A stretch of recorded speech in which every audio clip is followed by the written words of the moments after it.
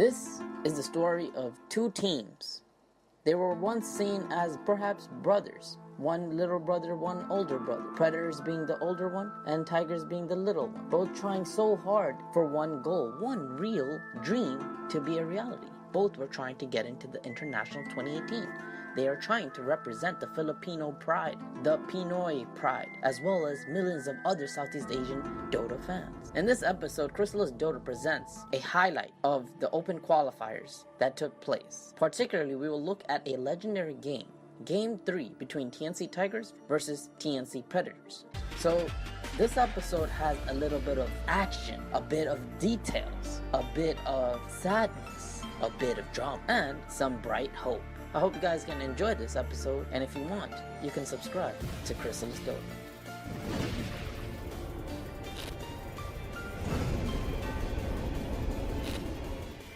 The battle started as the newly formed Tigers, led by 1437, was going against his former teammates and veteran players, led by Kuku, Samh, and Raven in TNC Predators. It was a close series in the beginning, Game 1 and Game 2. Both teams had one apiece. However, Game 3 was a legendary one. 458 up into the sky with the Yules trying to keep himself alive, but he's dead. 458's gone for 2 minutes. 1437's gone. They've lost a third. GG well played is called as TNC Predator will go to TI8. Oh, my Armel looks like he just broke his keyboard, I believe, with excitement. He slammed his face down, his hands down. He jumped on the keyboard. He kicked it out the window. He kicked it out the country with the power, the force that this man has.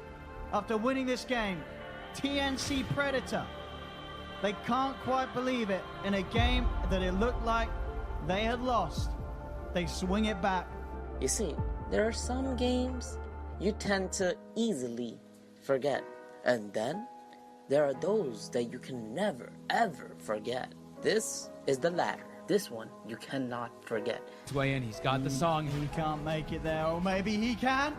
Sims, the song. 800 HP. Raven and Armel, they're in. Can they really do it? Predator, can they steal the roast? They're in. They'll get the kill. They get the Aegis onto Tims, but can they take the fight? The dieback immediately coming out in the Death Prophet. 1437 the side, trying to throw the curse in. Raven getting brought down very low here as he tries to get himself away and out for the cheese. He got it. Raven back up to full. Samh, he's fallen. In your dream, silence. In your dream. Kuku coming in with the silence. That's going to be the PL down for 2 minutes without buyback.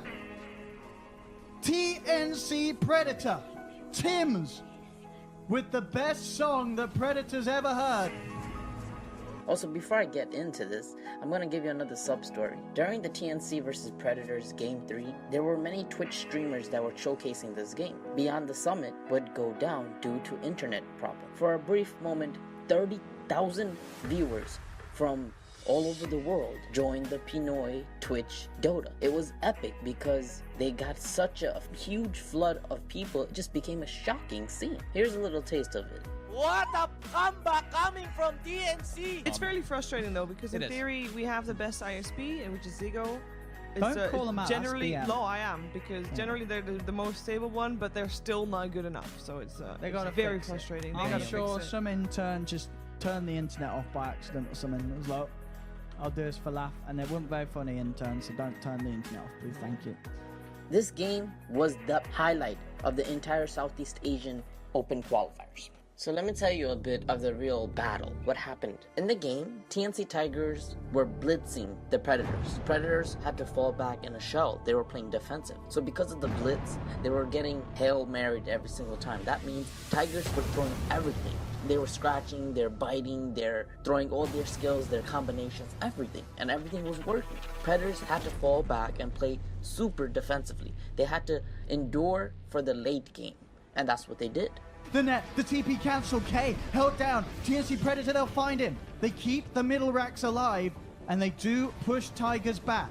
They won't let this game slip away quite yet, Predator. And they had 15k gold. Then, at 44 minutes into the game, they suddenly amplified that lead into a 25,000 gold lead. About 40 minutes into the game, TNC Tigers had taken all but one barrack. One rack left. Yes, just imagine, just pause right there. Wouldn't you think that you have a 25,000 gold lead? You have all but one barrack left. The game is surely in your hands. The game is going to be won by you. Of course, you can do whatever you want now. go for the Divine Rapier, right? Well, they're in. Can they really do it? Predator, can they steal the roast? They're in. They'll get the kill. They get the Aegis onto Tims, but can they take the fight? Well, wrong. In a professional game, there are sudden mishaps. There are sudden changes in a game. Sometimes you can even lose to mega creeps. There's no chances to Dota. It's pure skill or pure obliteration. In this game, it was both. TNC Predator, led by Samh, and Tims, they did not give up. You see, the problem with TNC Tiger is that they were really trigger happy. They really thought that this game was in the bag.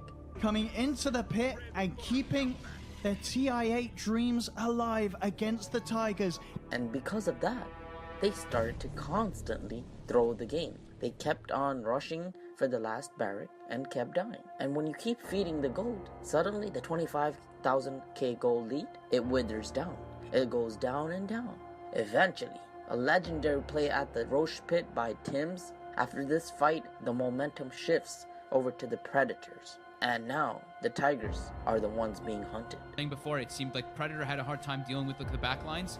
Now the role has been reversed. Unlike the first half of the game where Tigers were constantly attacking, now it was the complete opposite. They had to play defensive. And if you know a little thing about Dota, you can't always attack. You have to play defensive as well. And if you cannot take down the racks at 70 minutes into the game, you're most likely going to have a crazy battle, a crazy hero with immense amount of items. In fact, all of Predators had a lot of items, and they were really highly leveled. So it came down to execution and final gameplay. What TNC Predators did were something unfathomable, unbelievable.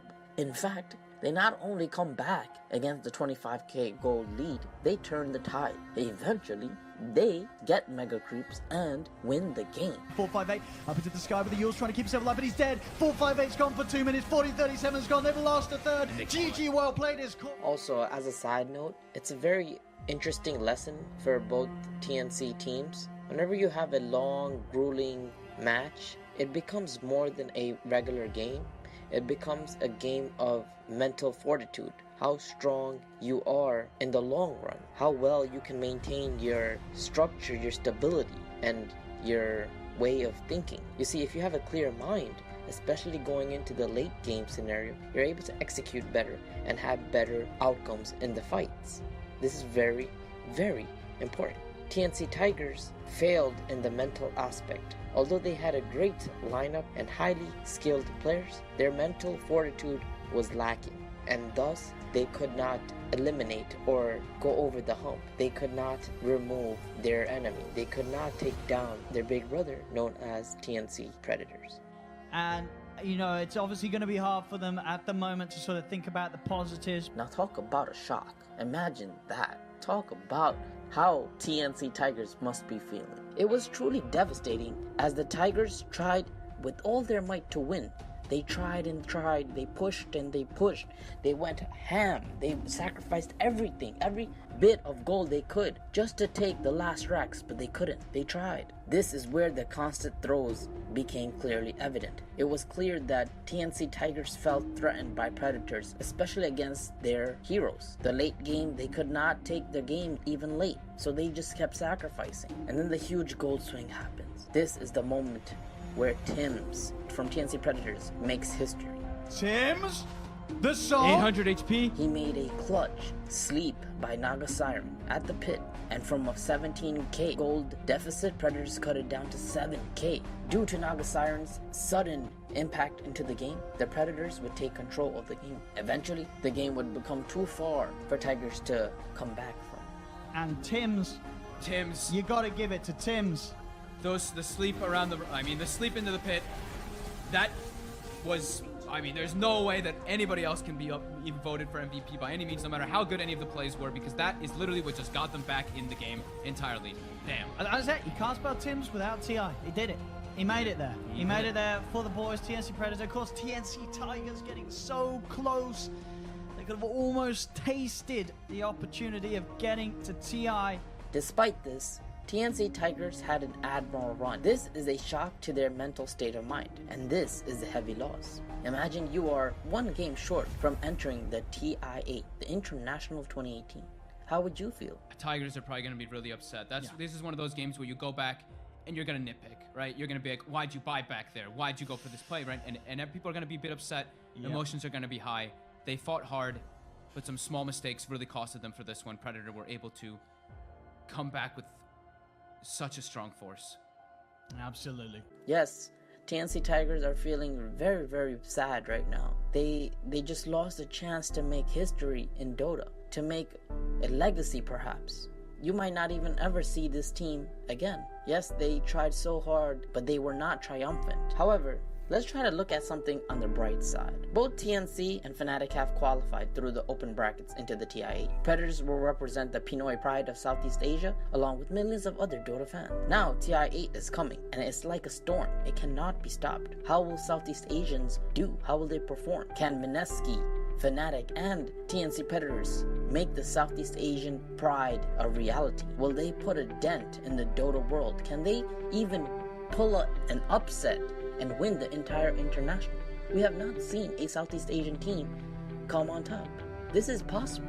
This dream can become a reality if they work hard and they play their butt off. With that being said, this is for you. This is for all my Southeast Asian fans. I salute to you, and I hope you guys can take Dota to the next level. Until next time, this is Crystalis Dota out. At the end of the day, TNC Predator, the team that, you know, sort of throughout the season had sort of they'd had the performance. They turned up to lands and such because they have been together that little longer, and they make it to TI8 only just, but in quite some fashion, and in a comeback fashion that's it's going to be great for the team in terms of playing at TI8, knowing for themselves that they can come back in games where it looks like they should have lost it. Sure. I mean, it's... But there we have it, ladies and gentlemen. TNC Predator going to TI8 alongside Fnatic. Certainly the two teams that were tipped to be the two favorites from the Southeast Asian region.